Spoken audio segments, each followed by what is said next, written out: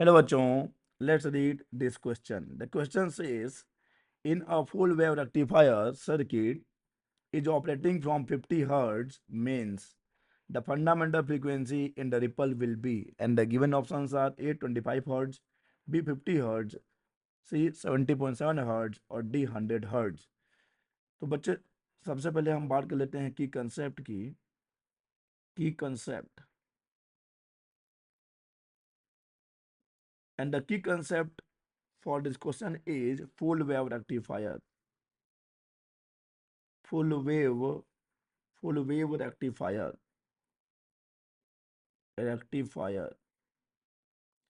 सबसे पहले हम बात कर लेते हैं रेक्टिफायर की कि क्या होता है रेक्टिफायर। रेक्टिफायर देखिए, रेक्टिफायर एक ऐसा डिवाइस है जो कि ऑल्टरनेटिंग करंट को कन्वर्ट करता है डायरेक्ट करंट में। ओके, दिस इज रेक्टिफायर और इस प्रोसेस को हम बोलते हैं रेक्टिफिकेशन।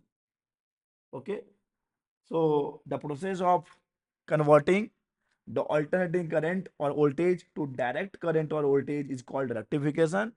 और जो डिवाइस हम यूज कर रहे हैं दैट इज रेक्टिफायर। अब देखिए, हम पीएन जंक्शन डायोड को एज अ रेक्टिफायर यूज कर सकते हैं और हमारे पास हैं दो रेक्टिफायर्स, एक है हाफ वेव रेक्टिफायर और एक है फुल वेव रेक्टिफायर। एक हो जाता है हाफ वेव रेक्टिफायर और एक हो जाता है फुल वेव रेक्टिफायर। ओके, तो यहाँ पे चलिए हम बात कर लेते हैं फुल वेव रेक्टिफायर की। थोड़ा सा सर्किट डायग्राम बनाते हैं फिर समझते हैं। यहाँ पे देख लीजिए, हमारा जो इनपुट एसी होगा कहाँ पर होगा,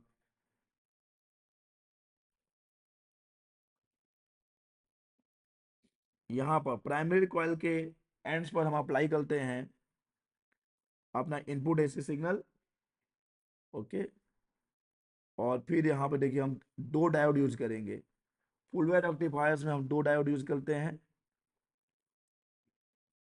फुल वेव रेक्टिफायर में हम दो डायोड यूज करेंगे और ये है लोड रेजिस्टेंस जिसके अक्रॉस हमको मिलता है आउटपुट वोल्टेज। चलिए, तो ये है full wave rectifier DC diode D1 और डीसी डायोड D2। चलिए बात कर लेते हैं इसके वेव डायग्राम की हम बात कर लेते हैं।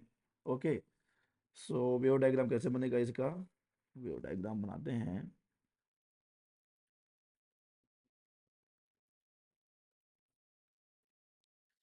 ये देख लीजिए, ये रहा input AC, this is input AC. और देखिए आउटपुट हमको क्या मिलेगा, आउटपुट हमको डीसी मिलेगा, आउटपुट हमको डीसी मिलेगा। तो देख लीजिए यहाँ पर, तो एसी सिग्नल का चाहे पॉजिटिव हाफ साइकिल हो चाहे नेगेटिव हाफ साइकिल हो, हमको जो आउटपुट मिलेगा वो तो एक ही डायरेक्शन में मिलेगा। लेट सपोज कि हमको यहाँ मिल रहा है, ओके ओके ओके, तो यहाँ पे हम देख सकते हैं, यहाँ से क्लियर हो जाएगा कि अगर हम देखो एसी इनपुट का फ्रीक्वेंसी यहाँ तक है ना, यहाँ पर है। तो अगर हम बात करते हैं कि एसी एक ऐसा रेक्टिफायर विच इज ऑपरेटिंग, मान लो कि कोई भी हम ले लेते हैं x, let suppose x, x main supply पे काम कर रहा है। सो जो रिपल की फ्रीक्वेंसी कितनी हो जाएगी बच्चे, देखिए रिपल की फ्रीक्वेंसी हो जाएगी 2 टाइम्स, रिपल की फ्रीक्वेंसी हो जाएगी 2 टाइम्स। ओके, और ऐसा क्यों होगा, this is because the full wave rectification process inverts every half cycle. देखिए, इसको भी इसने इन्वर्ट किया, इसको भी इसने इन्वर्ट किया है। Every half cycle of the AC input signal effectively doubling the frequency. यानी कि अगर जो हमारा एसी इनपुट है उसकी फ्रीक्वेंसी एक्स है, तो हमारा जो रिपल होगा, जो आउटपुट रिपल होगा, उसकी फ्रीक्वेंसी 2x होगी। और ऐसा इसलिए हो रहा है क्योंकि हमारा ये जो फुल वेव रेक्टिफिकेशन का प्रोसेस है ये इन्वर्ट कर रहा है दोनों हाफ साइकिल को, every half cycles of the AC input signal. Okay, जिससे कि ये फ्रीक्वेंसी को क्या कर रहा है, डबल कर रहा है।